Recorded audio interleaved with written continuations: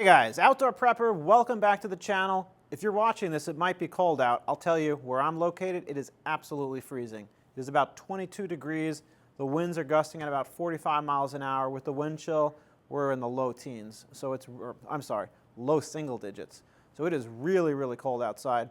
And I thought this would be a great opportunity to talk about emergency heat. In these types of conditions, when there's going to be a large snowstorm, an ice storm, just a winter storm, heavy wind, even rain, you may lose power due to a down line, a down tree, the grid overloading, whatever the case is.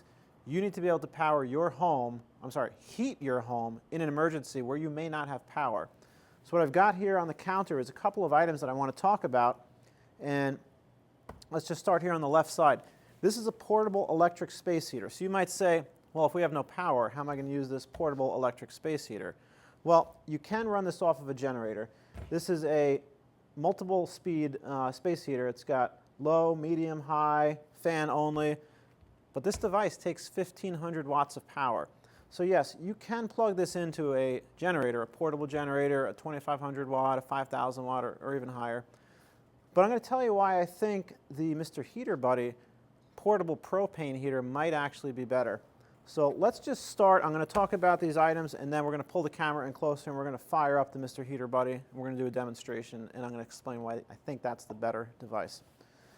With your portable electric space heater in your home, if you've lost power, obviously, you're going to need an extension cord, and the extension cord has to be rated to the correct load, so it has to be able to handle the watts and the amps, and you may not have that offhand.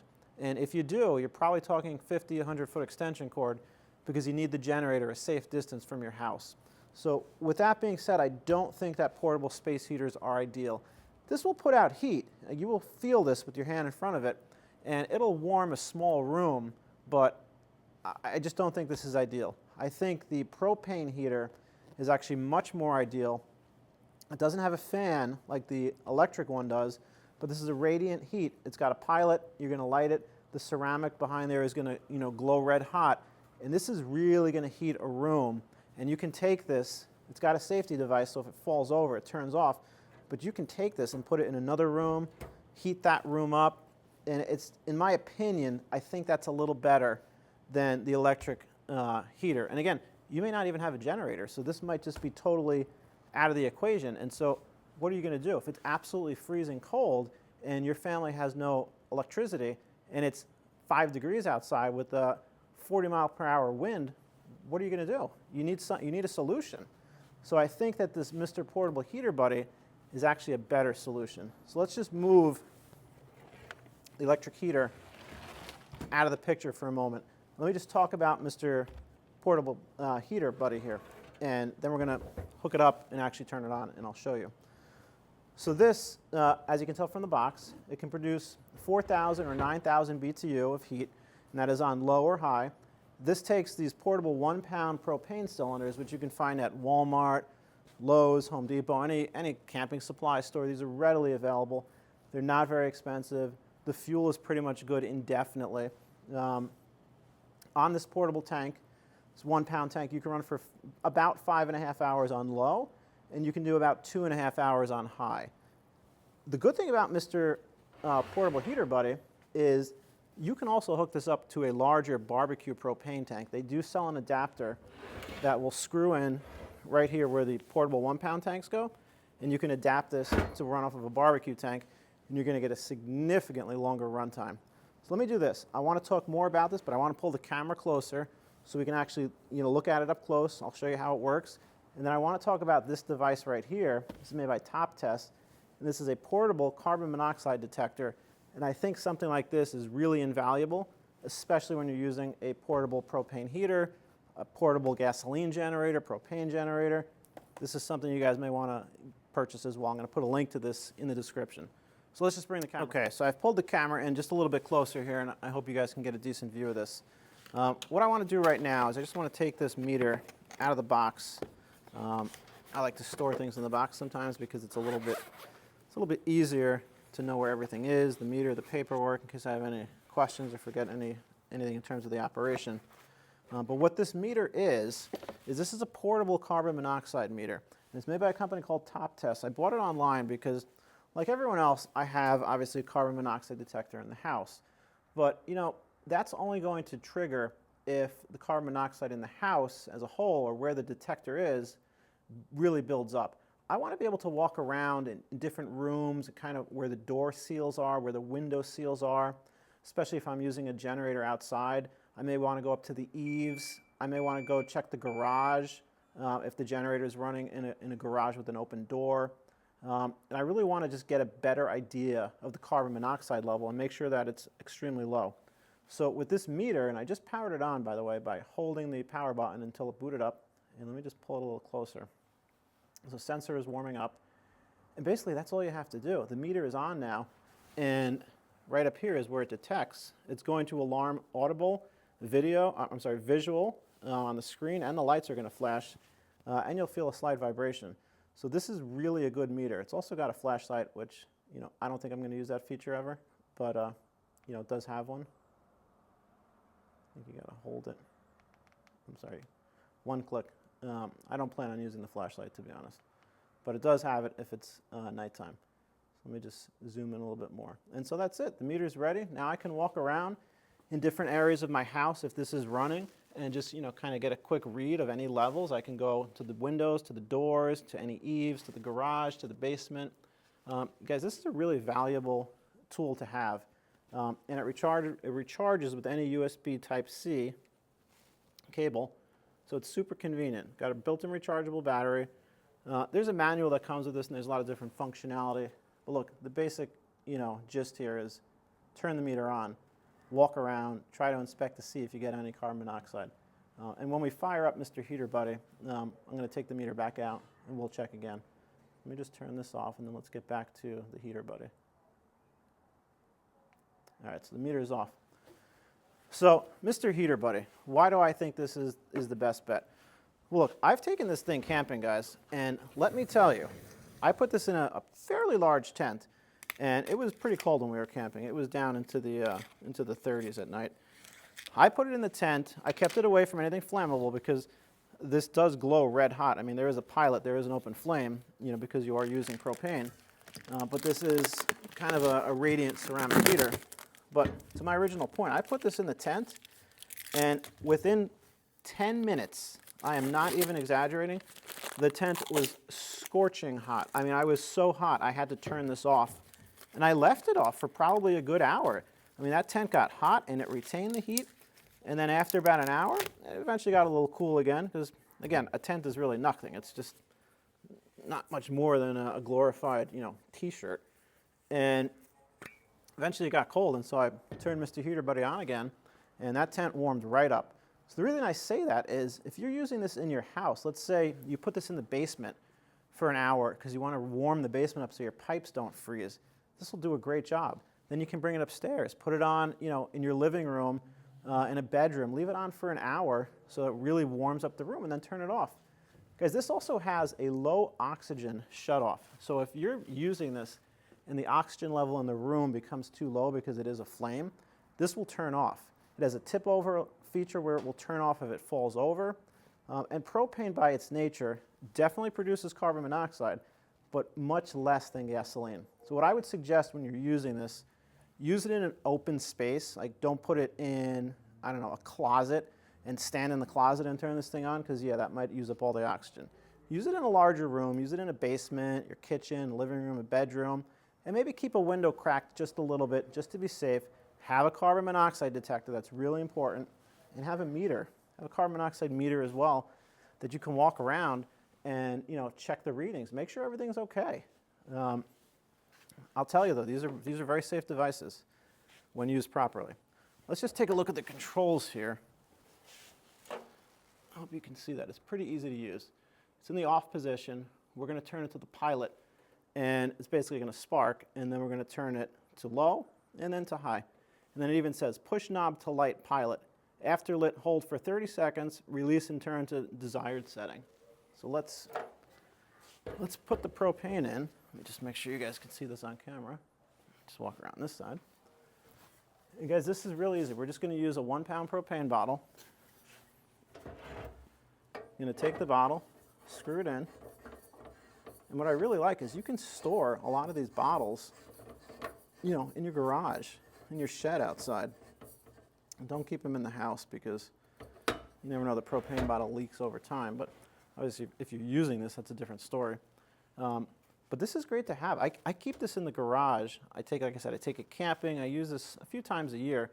But I keep it in the garage with about 10 of these portable 1-pound propane bottles, because if we lose power during a major ice storm or a major snowstorm, I know 100% that I have a reliable backup source of heat to keep my pipes from freezing, keep my family from freezing, and to just, quite frankly, make life a little bit more comfortable than if I did not have this. So let's turn it on. I want to bring the camera just a little bit closer so you guys can see the pilot light and kind of see what I'm talking about over here. So right down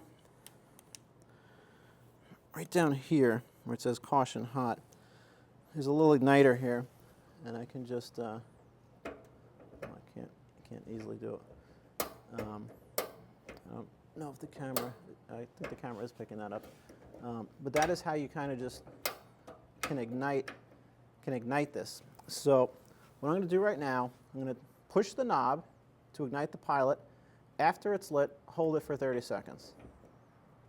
So I've got it on the pilot setting.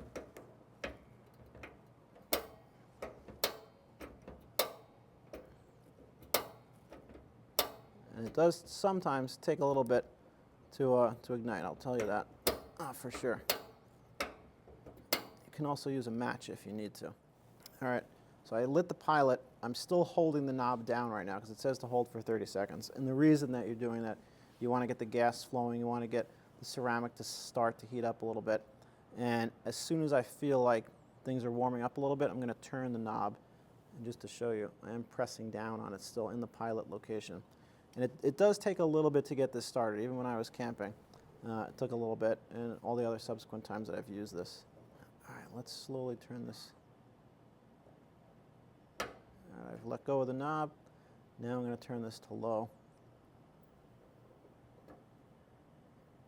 And there we go. I don't know if you can see that on the camera, but the whole ceramic just kind of ignited.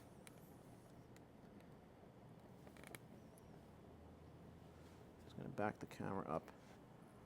I will tell you it is definitely starting to get warm here. Let me just put the camera back a little bit further. All right, so I've moved the camera a little bit of a safe distance away. And look, I want to be really clear. When you are using this, A, you're using this at your own risk.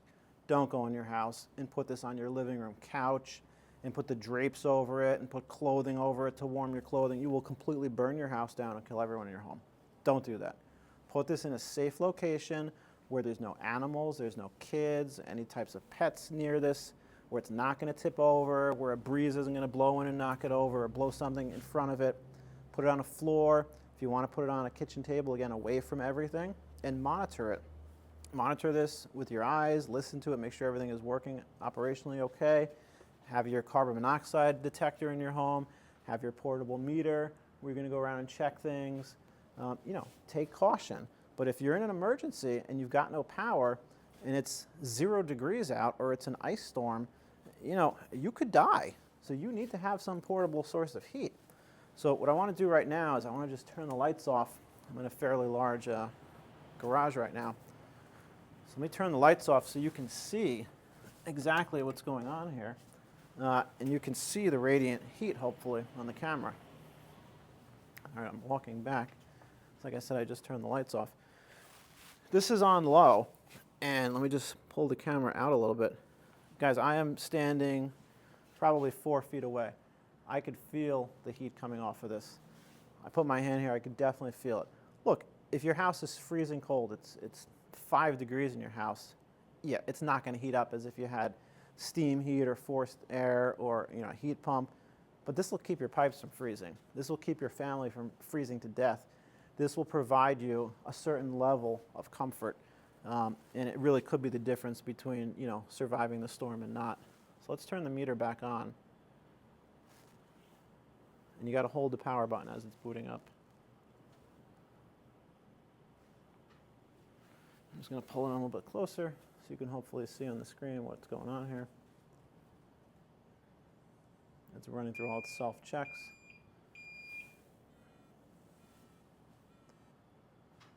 LCD, light, buzzer, vibrate, storage, blah, blah, blah. Sensors coming online. And basically what I want to do here is I'm going to take the meter and I'm going to get a little bit closer to the space heater just to kind of show you what, if any, readings we get, but I don't anticipate we're going to get any readings, to be honest. Again, just kind of by the meter, by the heater, by the pilot, coming up a little higher. We're not picking up anything. We're still at 0 parts per million. Guys, look, propane obviously produces carbon monoxide, and it is a fuel source, so it's no different than anything else. But it is a lot cleaner than gasoline. It is a lot safer than gasoline. When you go into a Home Depot or a Lowe's and that forklift drives by, what's powering that forklift? It's propane. There's a reason they don't have gasoline forklifts inside these stores. They're propane. When you go to an ice rink and the Zamboni drives by, and I know this because I used to drive a Zamboni. Let me just show you that it's 0. When that Zamboni drives by, what's powering that? Propane. Some of them are electric, the newer ones, but they're propane, because propane is a much safer fuel to use indoors. Again, you do need ventilation, but this is a lot safer than gas. So guys, look, I really hope that this video has been helpful for you, and I hope that this has kind of shown you that you've got other options to heat your house. Let me just put the lights back on. You know, look, in an ideal world, we're not going to lose power during an ice storm or a blizzard. We're going to be able to heat our house with whatever heating method our home has, whether that's oil, natural gas, electric, propane, whatever that method is. But the reality is, you're probably going to lose power at some point. And when you do lose power, it's probably going to be during a storm, and it's not going to be an ideal situation. So having this portable propane heater, it's going to be a godsend. It could really save your life. This is about $78, depends where you get it, on what day of the week, whether it's on sale. I picked this up many years ago from Dick's Sporting Goods, but Home Depot sells this every day of the week. Amazon sells this. I'm going to post a link to this on my description. I'm going to post a link to this top test meter, which, again, look, we're still picking up nothing.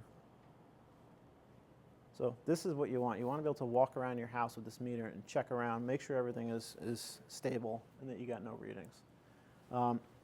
Pick one of these up, keep it in the house. If you're going, skiing, or you're going somewhere off the beaten path for a weekend where maybe you don't have cell service, maybe there's a chance your car might get stuck. You can keep this in the car with a propane tank or two. God forbid the car gets stuck, the engine dies, you're in the middle of nowhere, it's freezing cold, there's a blizzard. This could save your life. You don't need to run this continuously, right? Yeah, you'll get 2.5 hours on that tank on high. You'll get 5.5 on low. We're on low, just for the record. I could turn it up to high. I think you can see that on the camera. I hope you can. It got a lot brighter. High is pretty intense. You really don't need high. Like I said, I used it on low in my tent. In 5-10 minutes, toasty. I turned this thing off. But this could save your life. I hope you guys found this helpful. Do me a favor, like and subscribe if this was helpful, and leave some comments if you have one of these, if you've used one before, if you've heard about it. It's a really useful device. I've had this for many years. I wouldn't be recommending it, obviously, if I didn't like it myself and I didn't have it myself and I didn't use it myself. But like any heater, and especially anything powered by fire, read the manuals, use caution, do the right thing, and you're not going to get hurt. You're going to be fine. Thanks for watching. I hope you and yours stay safe.